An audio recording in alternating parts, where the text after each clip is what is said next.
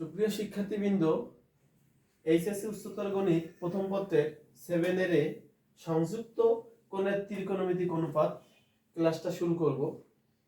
এই ক্লাসটার বেসিকটা আমি শুরু করছি প্রথমে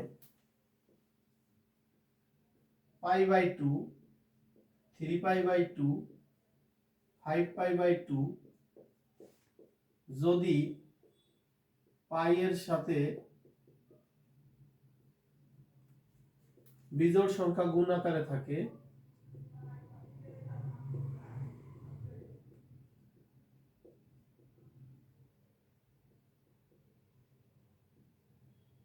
তাহলে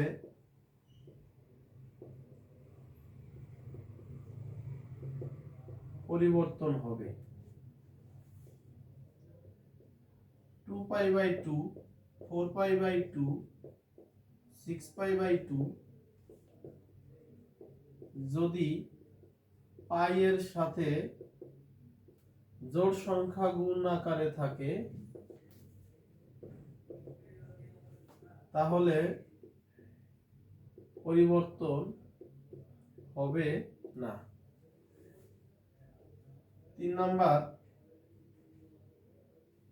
1 × 90 ডিগ্রি প্লাস থিটা যদি 90 ডিগ্রি এর সাথে বিজোড় সংখ্যা গুণ আকারে থাকে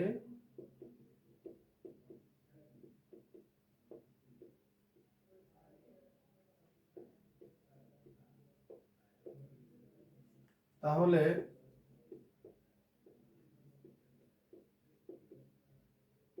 পরিবর্তন হবে।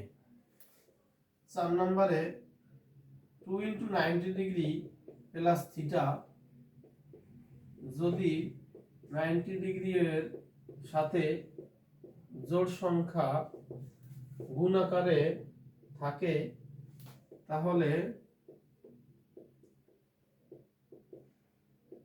পরিবর্তন হবে না। 5 নম্বর হচ্ছে পাই প্লাস থিটা যদি শুধু পাই থাকে তাহলে পরিবর্তন হবে না, কারণ আমরা জানি পাই মানে হলো 180 ডিগ্রি, এটাকে আবার 90 ডিগ্রি কনভার্ট করলে আসে 2 × 90 ডিগ্রি। তা 90 ডিগ্রির সাথে 2টা জোড় সংখ্যা থাকে।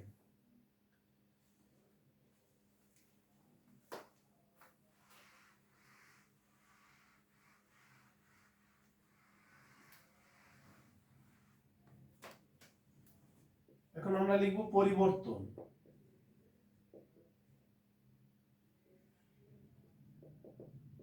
সাইন থিটা পরিবর্তন হবে কস, কস হলে সাইন, এজন্য আমরা উভয় দিকে তীর চিহ্ন দিয়েছি। ট্যান পরিবর্তন হলে হবে কট, কট হলে হবে tan.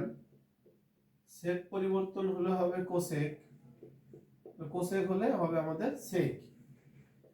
Minus theta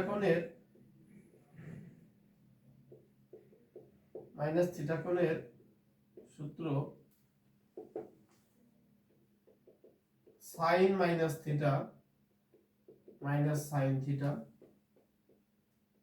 cos minus theta সমান cos theta, tan minus theta সমান মাইনাস ট্যান থিটা,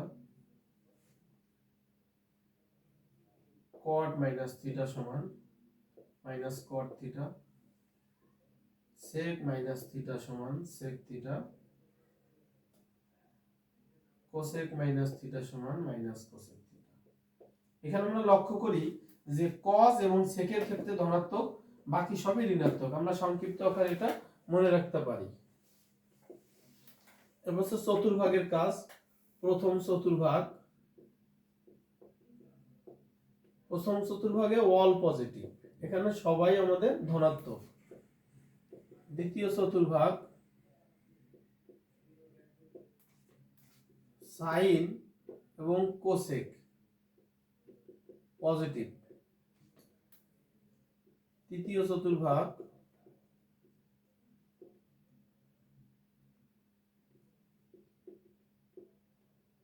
ট্যান এবং কট পজিটিভ। চতুর্থ চতুর্ভাগ কস এবং সেক পজিটিভ। প্রথম চতুর্ভাগে অল পজিটিভ, এখানে সকল ত্রিকোণমিতিক অনুপাত ধনাত্মক। দ্বিতীয় চতুর্ভাগে সাইন এবং কোসেক ধনাত্মক, বাকি সকল অনুপাতগুলো ঋণাত্মক। তৃতীয় চতুর্ভাগে ট্যান এবং কট ধনাত্মক, বাকি সবই ঋণাত্মক। চতুর্থ চতুর্ভাগে কস এবং সেক ধনাত্মক, বাকি সকল অনুপাত ঋণাত্মক। এখন আমরা এই বেসিক আলোচনা থেকে কিছু মান নির্ণয় আমরা দেখব।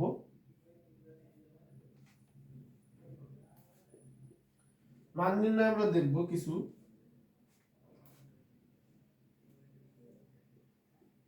সেক 36 ডিগ্রি। এখানে এই মান নির্ণয়টা যখন আমরা করব তখন আমরা এই যে মানটা আছে যে 36 ডিগ্রি, এটাকে আমরা 90 দ্বারা ভাগ করব, তাহলে আমাদের সংক্ষিপ্ত হয়ে যাবে। 90 দ্বারা ভাগ করলে আমাদের সংক্ষিপ্ত একটা আসবে যে 40 গুণ হচ্ছে 90 প্লাস হচ্ছে 30।